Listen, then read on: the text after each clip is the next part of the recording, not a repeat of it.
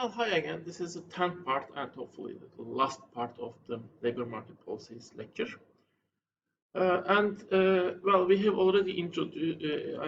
I have already introduced the last article and also discussed a little bit on the main logic, the feminization of the labor market through the flexible labor market policies in after 1980s and 1990s.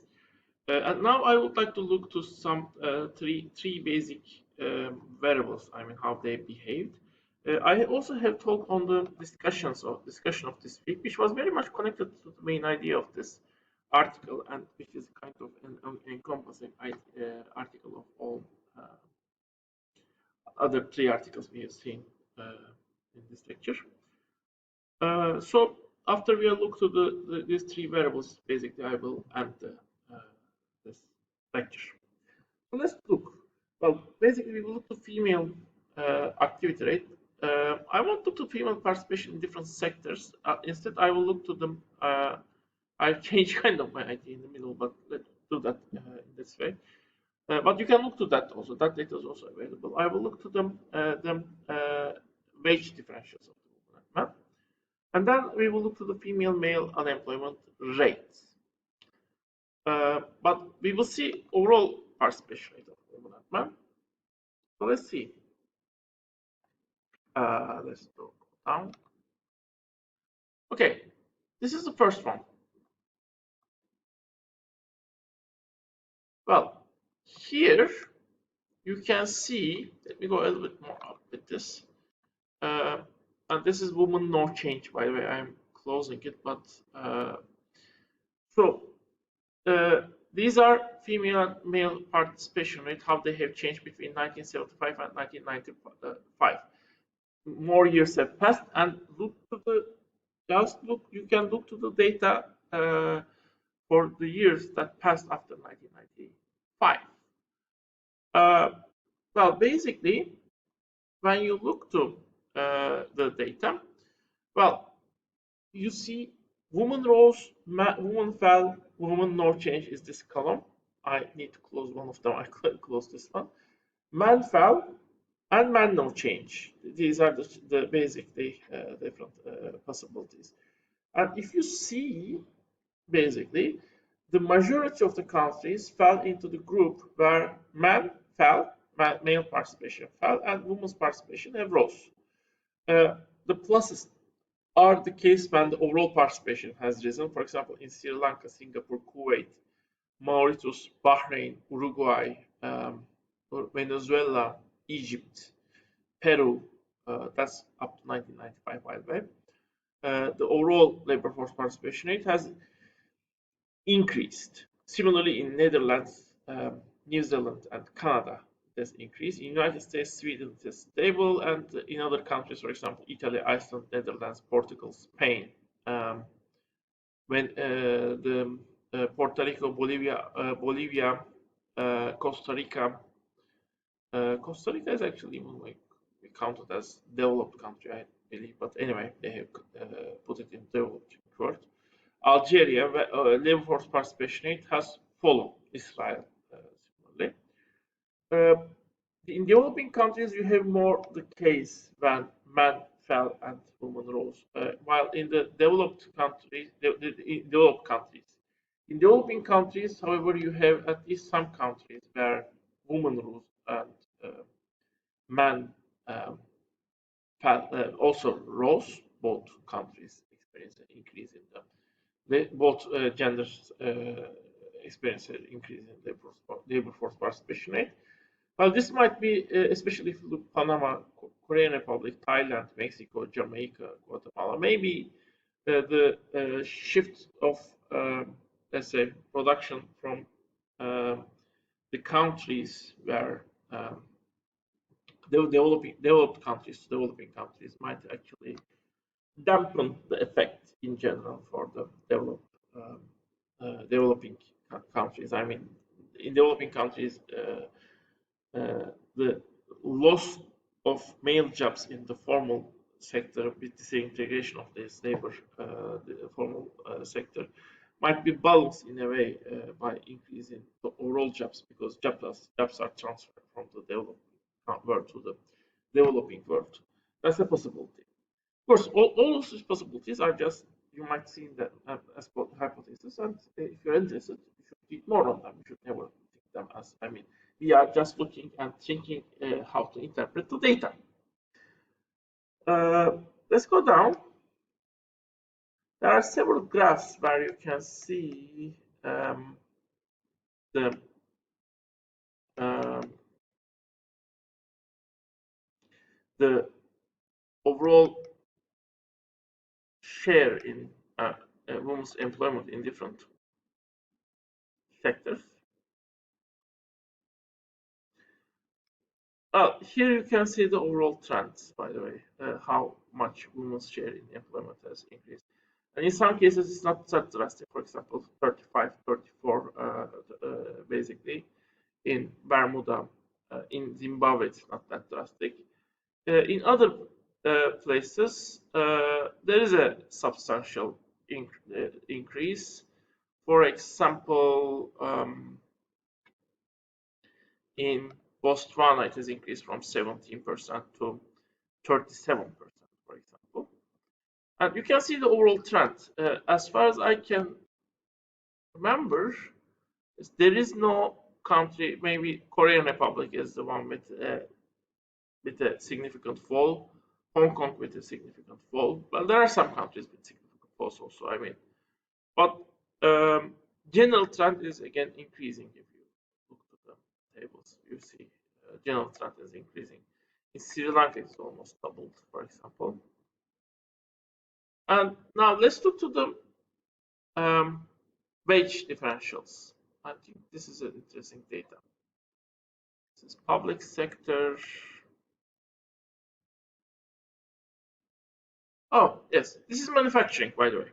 A specific sector where you can basically control for them different job differences. Although women might still be getting more skilled jobs in manufacturing, basically, because you can be engineers, for example. So, and maybe women first were getting the skilled jobs, and then they were getting the unskilled jobs. And that might be one reason that might dampen the increase in wages, wage differences we see. Actually, it might be very well possible that for the same unskilled jobs, the wage gap might be decreasing, but because the percentage of women who are getting unskilled jobs might be increasing, maybe that might be dampen the actual increase close that's experienced in the wage gap. But anyway, although as we have seen, women in many countries are able to now get to the top positions more frequently. So actually, maybe that dampen effect might not be strong. At least in general, in developed countries especially, but in developing countries, maybe it is still there. But anyway, in Egypt, you see an increase, for example. In Kenya, an increase. In Swaziland, it's stable. In Costa Rica, stable. El Salvador, slight increase. Netherlands, until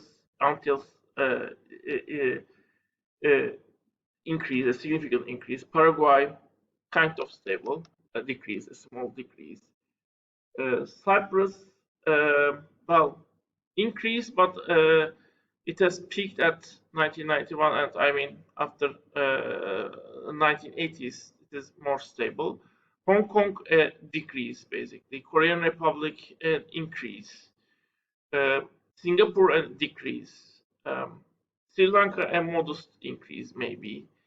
So you have more mixed results, although there are still significant countries with an important increase, basically.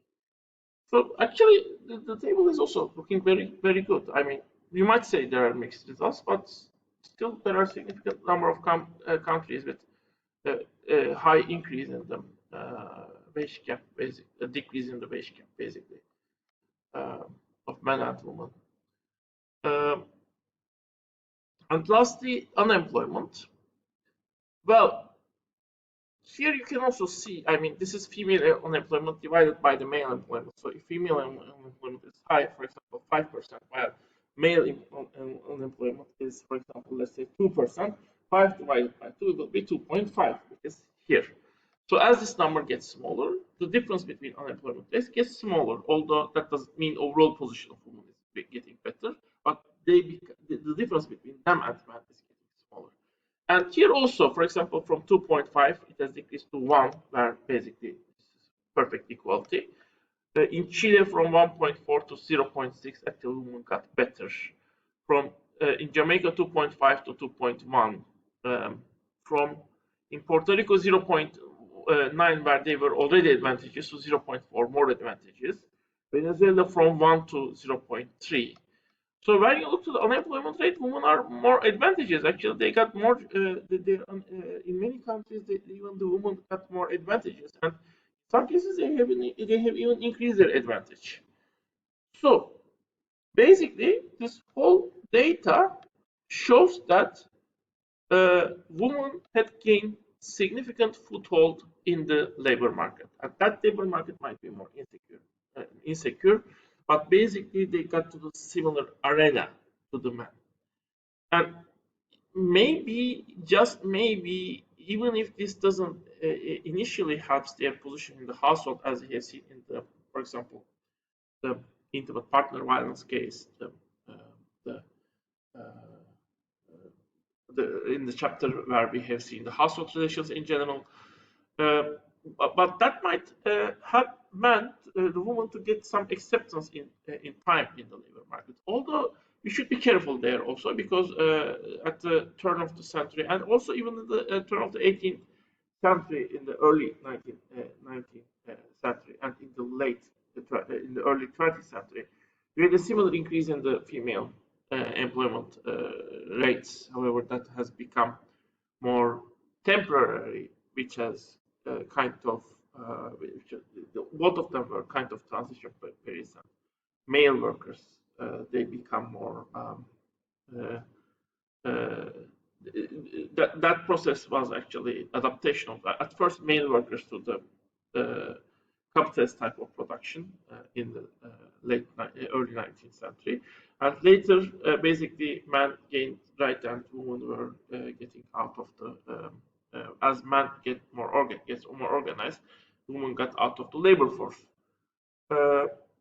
and as labor market become more formal, and the formal labor market has been formed with some rights and regulations. So basically, for whatever reason it is, we should note that we should be cautious, even though still we see, at least as I said, a more participation and maybe more equal stance, relatively more equal stance, not exactly equal stance, in the labor market of men and women today.